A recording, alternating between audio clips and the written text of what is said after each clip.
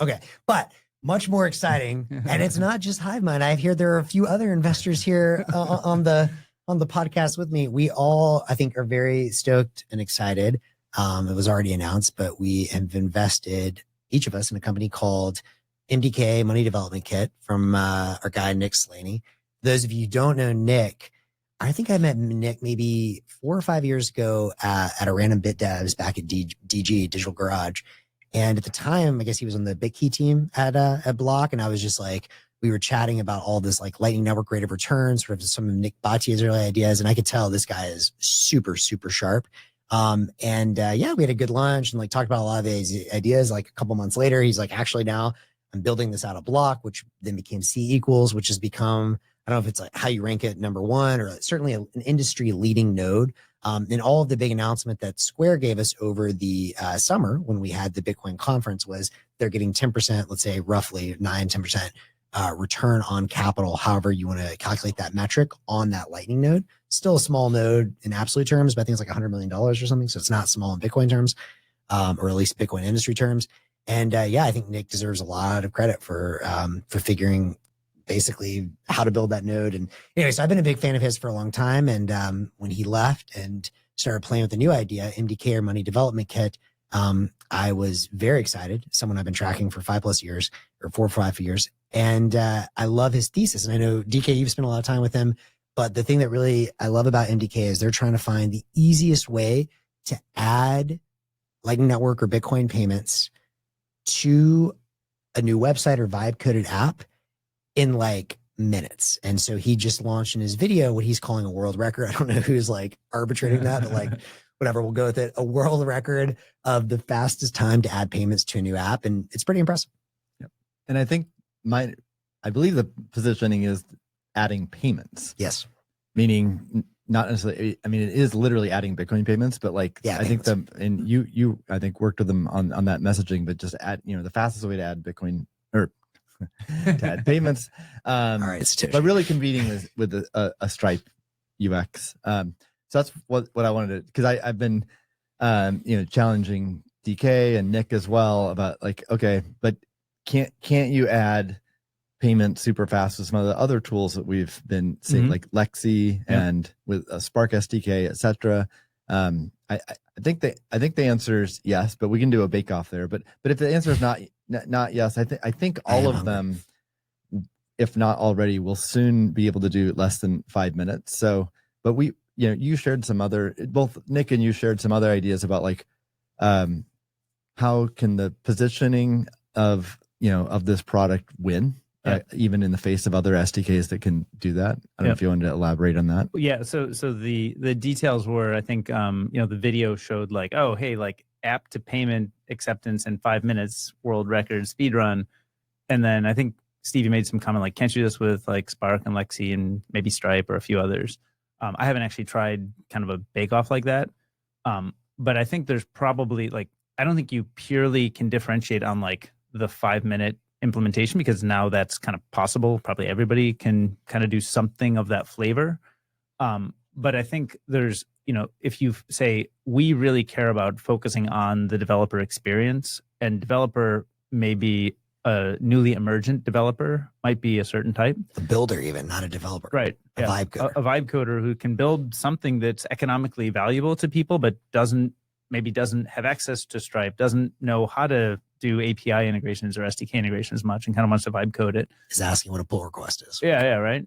I mean, that's very real, very real. So I think like we're sort of maybe too deep in GitHub to recognize that newcomers may not be, have a lot of facility with these tools. So I think the developer experience, maybe starts with a 5 minute app to payment acceptance, but I think there's so much more to it. Like, who are you marketing to? Who are you speaking to? How are you speaking to them? How does your documentation work? How does your the developer experience is like, when I have a problem and I talk to somebody, do I get an answer from the person building it, or do I get shuttled through some help center? That's developer experience in my mind. So I think the fact that like Nick created a video and shared, and he's obviously accessible and available on Twitter. If you build something with MDK and you have a problem, obviously tag him, and I would bet that he will be very quick to respond. Whereas if you get it's not like I actually like the fact it was not some high gloss, kind of corporate website. He's speaking as an individual, which is really, I think he should lean into that, what he is today, and be the best at that, because that's the kind of thing that I think can attract the different types. He can run hackathons. There's so much to developer experience besides the 5 minutes, but I think the 5 minutes is like kind of table stakes, let's say. But I think both he and you also pointed out there's the dashboard and tools behind, like tools facing the vibe coder would use, and that's a product differentiation beyond just the 5 minute onboarding. Yeah, and I think it's also notable that like we love all these companies. Like we're also investors in Lexi. I'm an investor in Albi. A lot of these companies, like I think it's all Team Bitcoin, Team Lightning, and we're so early. And like, I forgot what I was hearing about this, but it's just like any I don't know, like startup competition is not really a thing in my mind. Like there's gonna be so many niches to fill. Like the competition is Stripe, to be frank, right? And so I think I'm glad to see Nick has been, at least in my experience so far, unique. I mean, all these guys are exploring vibe coding to some degree, but what got me over the hurdle, I mean, I was already a big fan of Nick. I just think like what he's done is already gangster at Block, and he's going to do it again. But what really got me sold on this particular idea, and I think you really helped him on this, was laser focused. Don't focus on Bitcoin. This is payments for vibe coders. And that to me is very compelling. Yeah. And maybe you could speak more, because you pointed out to me too, just the focus on marketing, like, because I'm like, well, what about Spark? And then you went and looked at their positioning and their framing. And it's just, they're trying, Lightspark's trying to solve, work on so many use cases, just like very expansive. Investor in Lightspark too. Like, and so, with, if a company really singles in on vibe coding, it's just going to reach more people that will never even learn of or discover Spark. Right. And I think Spark, I looked on your challenge, I looked at the Spark marketing copy for the developer site, and it has really nice, like, here's the code. You can see it right when you open up the site, but it says like to build the best, I think, financial applications or like asset issuance, which sounds like that itself is a big market. And that presumably is where they see a lot of value and want to focus. But it's different. But it seems different than like the examples, that Nick was sharing with me is like, if you run a tarot card site, like that may not work for Visa, because they, maybe there's some potential fraud or chargeback rates, and there's concerns around there. But like, if you run that site and it's economically valuable and people want to pay you, how do you accept payments? Like, that's not solved, whether it's vibe coded or otherwise. Well, I think also just the number of countries, like how many countries is Stripe operational in? It's like less than half, I think. Right. Yeah. So like, yes, they have the largest part of the GDP pie. There's still like a huge chunk of humans that can't access it. And I think there's also not like, I mean, you remember before Stripe, there was Braintree. You could kind of do the thing, right? But it just wasn't like really well done. And Braintree, I think, still exists and probably was acquired. I don't know. What are the odds that Nick is now going to get us all into cold water, hot saunas, and trying to get us to eat his figgy pudding soon? But I think that's act two. This market is so big. Like, let me ask you, which is the vibe coding company? Replit. But that's not true. It's Gemini 3. Well, Claude, I mean, what about Lovable? What about Cursor? Yeah. Like, there's just, these are huge. Cursor's worth, what do you think Cursor's market cap is in private markets? But what do you think it is? $2 billion. No, it's 80. Is it? Okay, I was going to say Cursor's $80 billion. It's something they just raised again. Are you Did serious? they just raise it 80? I think it was. That 80. could be. I'd heard definitely on the order 30 recently, but it no, certainly could be. They raised again like months. All right, later. I'm feeling like Michael Burry right now. Time to it's deregister HiveMind. It's a little unfortunate. Founders you should know did not get into that company. Yeah, because they were there. I remember I saw them pitch it. Yeah. Y'all also had, and this one also pains me. I've had some. Maybe they'll do retroactive or something. You had Anthropic there too. I also. That's right. I passed in Anthropic because I thought they were too woke. They were. Jesus. They were pretty small at the time. Well, that's the kind of companies that go through Founders you should know. Yeah. By the way, Pod like in tarot. the cereal. You don't like tarot? No, I have no problem with tarot. I think We're Visa just doesn't like surprised. tarot. Yeah. And therefore What? Sprite doesn't like tarot. But Oh no. But I wanted to get back. 29.3 billion. Thanks, Puta man. madre. All right. Seems like a I don't know. bubble Maybe now. Steve's All got right, some inside intel. that's This is crazy. Silicon Valley Insider here. Dude, I mean, just to be fair, like Square is like a $60 billion company, right? No, What is Square now? less.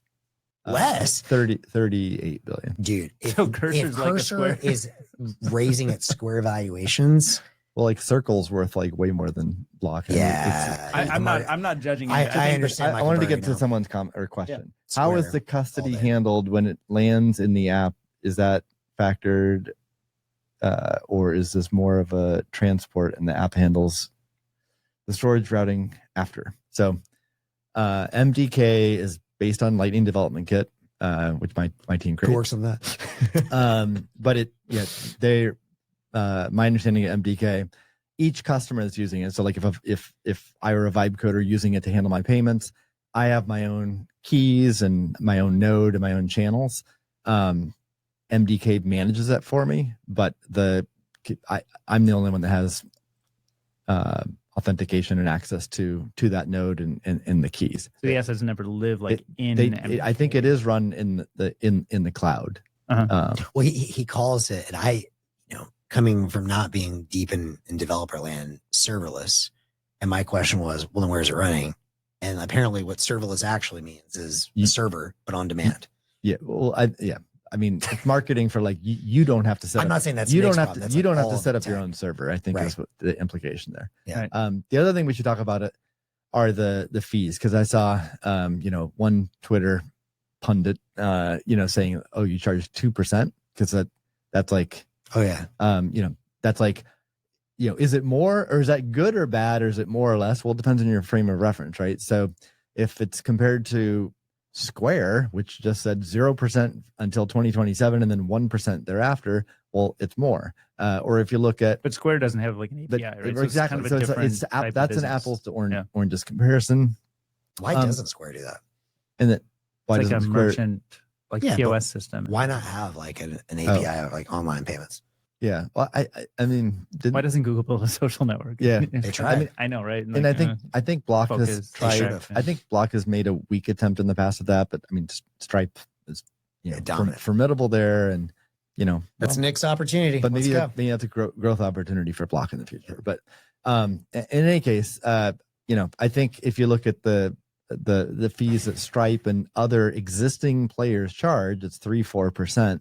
So 2% from that perspective, it's cheaper. So. And I think a lot of people, there's so many people in the world who can build things who are locked out of that system. That's not like a trivial rounding error. That's like a big part of humanity. So I think even if it were 5%, they might find it valuable compared to the fact they can't get anything from Stripe. Now, It's healthy competition. Like I think Lexi is a good solution that touches on thematically similar Spark touches on some similar themes. So my point of talking about Cursor evaluation is not to say it's the right one or the wrong one. I'm saying you just said that Replit is the winner of vibe coding. I'm saying there's a $30 billion company you didn't think is the winner. Yeah.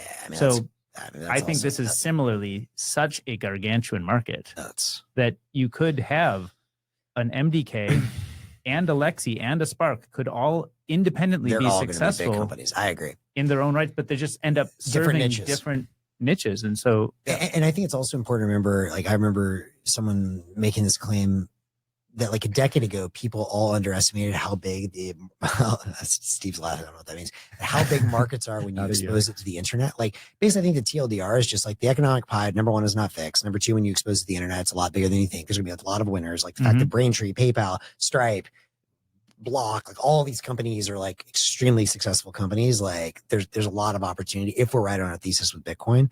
So it's like super, super, super early innings.